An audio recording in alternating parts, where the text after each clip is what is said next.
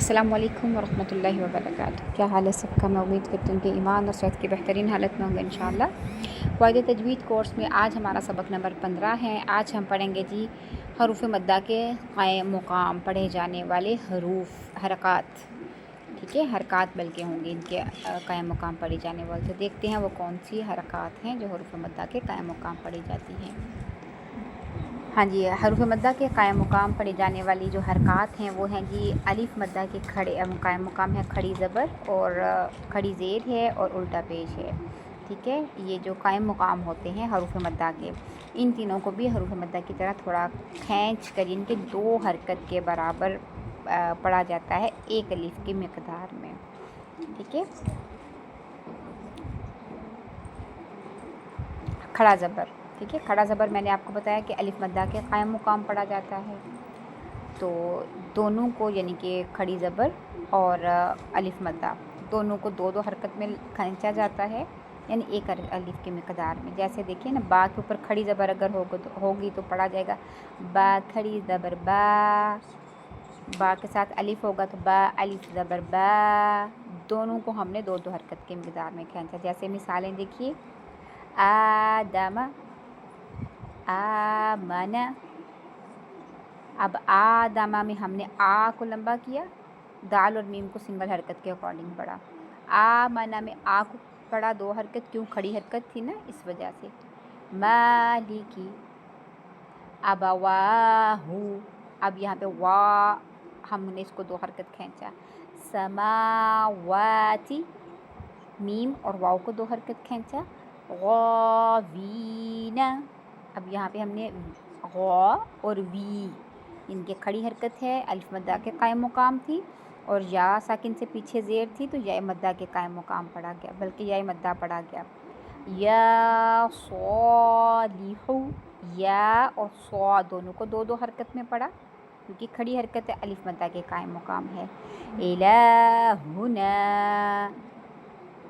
ला और ना दोनों को 2-2 हरकत में पढ़ा क्योंकि ला खड़ी हरकत के साथ है और नून के साथ अलिफ़ मद्दा है, यानी कि एक क़ायम मुक़ाम है और एक अलिफ़ मद्दा है। ठीक है, इस वजह से दोनों को 2-2 हरकत में पढ़ा। आगे देखिए जी, खड़ी ज़ेर। खड़ी ज़ेर जो होती है वो या मद्दा के क़ायम मुक़ाम होती है, दोनों को 2 हरकत की मिक़दार में खींच कर पढ़ा जाता है, यानी कि एक अलिफ़ की मिक़दार में।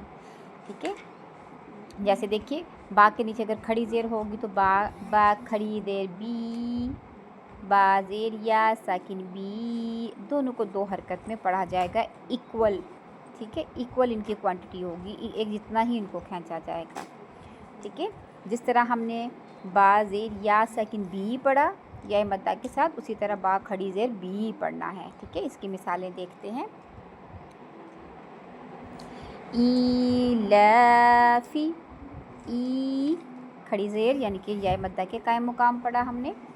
लाम खड़ी ज़बर ला था तो दोनों को खड़ी ज़ेर और खड़ी ज़बर को एक जितना पढ़ा। बिही, इबादिही, बा अलिफ़ मद्दा है और हा के नीचे खड़ी ज़ेर है तो इनको हरक़ात का ख्याल रखते हुए पढ़ना है। रुसुलिही, नूरिही, नू वाव मद्दा और ही या मद्दा के क़ायम मुक़ाम पढ़ा। वक़ीलिही, या मद्दा एक जगह पे है और एक जगह पे या मद्दा के क़ायम मुक़ाम यानी कि खड़ी ज़ेर है। हादिही, दोनों को 2-2 हरकत में पढ़ा। बिकलिमातिही, माँ अलिफ़ मद्दा के क़ायम मुक़ाम है और ही या मद्दा के क़ायम मुक़ाम है। बहुत ध्यान से पढ़ना है, कभी भी हरूफ मद्दा को सिंगल हरकत के अकॉर्डिंग नहीं पढ़ा जाता है, लहन हो जाएगा। ठीक है, बहुत ध्यान से। अगर हरूफ मद्दा हैं तो हरूफ मद्दा को भी 2 हरकत पढ़ना है और अगर उनके क़ायम मुक़ाम आ रही हैं हरक़ात तो उनको भी बहुत फोकस करके आप लोगों ने पढ़ना है इंशाअल्लाह। अब देखते हैं जी उल्टा पेश। उल्टा पेश जो होता है वो वाव मद्दा के क़ायम मुक़ाम पढ़ा जाता है, यानी कि दोनों को 2-2 हरकत में खींचा जाता है और एक अलिफ़ की मिक़दार यानी कि बन जाती है।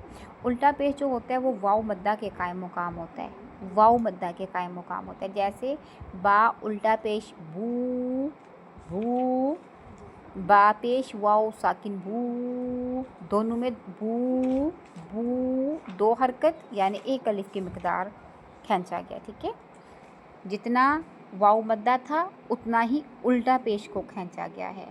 ठीक है, मिसालें देखते हैं। लहू, लहू, हू। अब वाऊ ये कायम मुकाम पढ़ा जाएगा वाऊ के, यानी कि उल्टा पेश है।